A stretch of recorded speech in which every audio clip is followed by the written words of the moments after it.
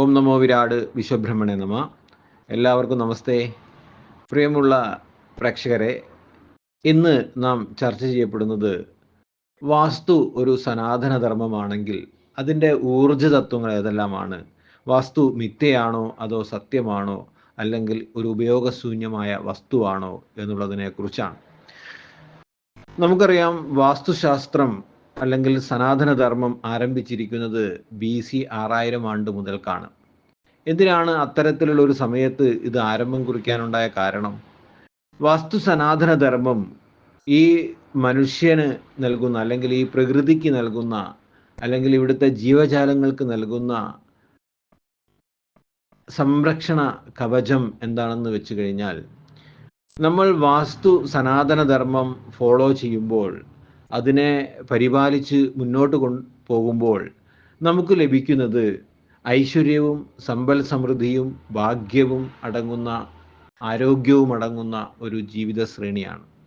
നാം ഒരു നിർമ്മിതി ഉണ്ടാക്കുമ്പോൾ അതിൽ വാസ്തുതത്വങ്ങൾ പരിപാലിക്കപ്പെടുമ്പോൾ ആ നിർമ്മിതിയിൽ നമുക്ക് ഐശ്വര്യമുണ്ടാകുന്നു, ആ നിർമ്മിതി കൊണ്ട് നമുക്ക് ഭാഗ്യമുണ്ടാകുന്നു, ആ നിർമ്മിതിയിൽ നമ്മൾ പൂർണ്ണ ആരോഗ്യ കാരകനായിരിക്കുന്നു, ആ നിർമ്മിതിയിൽ നമ്മൾ ആയുസ്സുള്ളവനായി മാറുന്നു, തുടങ്ങിയിട്ടുള്ള ആധ്യാത്മികവും ഭൗതികപരവുമായ കാര്യങ്ങൾ നൽകിക്കൊണ്ട് നമ്മെ പരിപൂർണമായ ജീവിത സാഹചര്യത്തിന് വേണ്ടി നമ്മെ തയ്യാറാക്കുക മാത്രമാണ് ഒരു വാസ്തു സനാതനധർമ്മം ചെയ്യപ്പെടുന്നത്.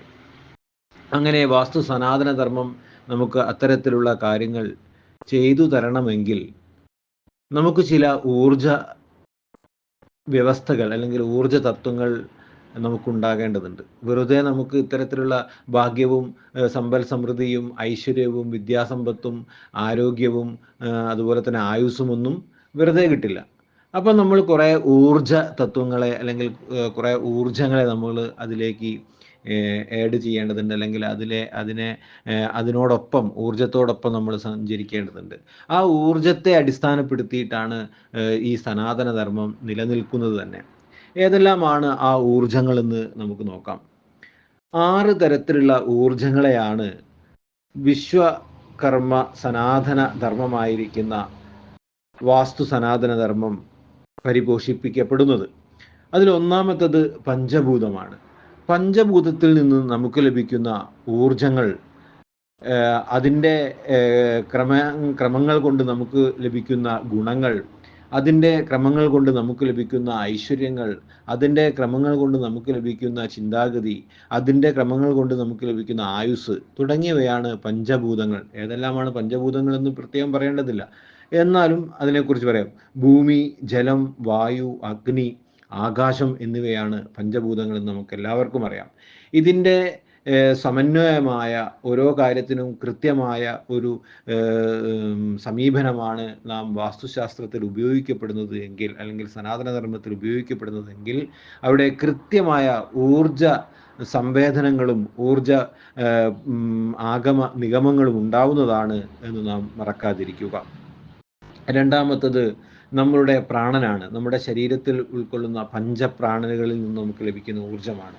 ഏതൊക്കെയാണ് നമ്മുടെ പഞ്ചപ്രാണന്മാർ? 1 പ്രാണപ്രാണൻ, 2 അപാനപ്രാണൻ, 3 വ്യാനപ്രാണൻ, 4 ഉദാനപ്രാണൻ, 5 സമാനപ്രാണൻ. ഈ 5 പ്രാണനുകളുടെയും കൃത്യമായ ഉപയുക്തത, അല്ലെങ്കിൽ ഓരോ പ്രാണനെയും നമ്മൾ ഏതൊക്കെ തലത്തിലാണ് അതിനെ വീക്ഷിക്കേണ്ടത്, ഓരോ പ്രാണനും നമ്മുടെ ശരീരത്തിൽ ഏതെല്ലാം മണ്ഡലങ്ങളിലാണ് സ്ഥിതി ചെയ്യുന്നത് എന്നുള്ള ഒരു കൃത്യമായ അവലോകനം നമുക്ക് ആവശ്യമുണ്ട്. അതേപോലെ തന്നെ ഈ പ്രാണനുകളിൽ നിന്ന് നമുക്ക് ലഭിക്കുന്ന ഊർജമാണ് നമ്മൾ വാസ്തുശാസ്ത്ര സനാതനധർമ്മത്തിൻ്റെ ഊർജമായി പരിഗണിക്കപ്പെടുന്നത്. ഒരു നിർമ്മിതിയിലും ഒരു സ്ഥലത്തും ഒരു ജീവജാലത്തിനും, ഓരോ ജീവജാലത്തിനും ഈ ഒരു പഞ്ചപ്രാണൻ തത്വമുണ്ട് എന്നുള്ള ബോധ്യം നമുക്കുണ്ടാവേണ്ടതുമാണ്. രണ്ടാമത്തത് നമ്മൾ പറഞ്ഞു. ഇനി മൂന്നാമത്തത് അഷ്ടപ്രകൃതി. നമുക്കറിയാം, അഷ്ടദിക്കുകൾ നമുക്കുണ്ട്, അതേപോലെ തന്നെ അഷ്ടപ്രകൃതികൾ നമ്മുടെ വാസ്തുശാസ്ത്രത്തിനുണ്ട്. ഏതെല്ലാമാണ് പ്രതിനിധികൾ അല്ലെങ്കിൽ അഷ്ടപ്രകൃതികൾ ആരൊക്കെയാണെന്ന് നോക്കാം. ഒന്നാമത്തത് സൂര്യൻ, രണ്ടാമത്തത് ചന്ദ്രൻ, മൂന്നാമത്തത് ഭൂമി, നാലാമത്തത് ജലം, അഞ്ചാമത്തത് അഗ്നി, ആറാമത്തത് വായു, ഏഴാമത്തത് ആകാശം, എട്ടാമത്തത് സമയം എന്നീ അഷ്ടപ്രകൃതികൾക്കനുസരിച്ചാണ്, അല്ലെങ്കിൽ അതിൽ നിന്നു ലഭിക്കുന്ന ഊർജങ്ങൾക്കനുസരിച്ചാണ് നമ്മുടെ വാസ്തു സനാതനധർമ്മം മുന്നോട്ട് പോകുന്നത്. ഇനി നാലാമത്തത് വാസ്തുപുരുഷ പ്രമാണം. എന്താണ് വാസ്തുപുരുഷ പ്രമാണം? നമുക്ക് ലഭിക്കുന്ന ഒരു സ്ഥലത്തിൻ്റെ, അല്ലെങ്കിൽ ഒരു നിർമ്മിതി കെട്ടാൻ ലഭിക്കുന്ന സ്ഥലത്തിൽ നമ്മൾ 64 ഗ്രിഡുകളായിട്ടും അതുപോലെ തന്നെ 81 ഗ്രിഡുകളായിട്ടുമൊക്കെ തരംതിരിക്കുന്ന വാസ്തു മണ്ഡലത്തിൽ സ്ഥിതി ചെയ്യുന്ന വാസ്തു പുരുഷ പ്രമാണമാണ്.